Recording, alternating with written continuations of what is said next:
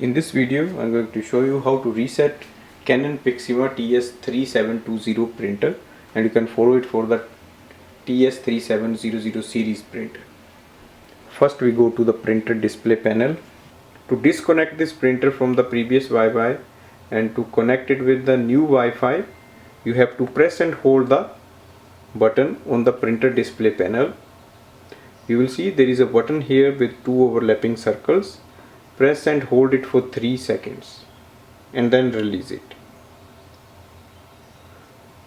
On the printer we can see wireless light and a line is flashing on the screen, and you will see the two lines starts to flash.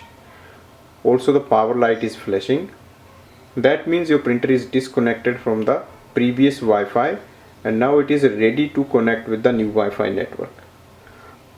And then you can complete the Wi-Fi setup. So this way we can reset the printer to the factory defaults and it is not connected with any Wi-Fi network right now.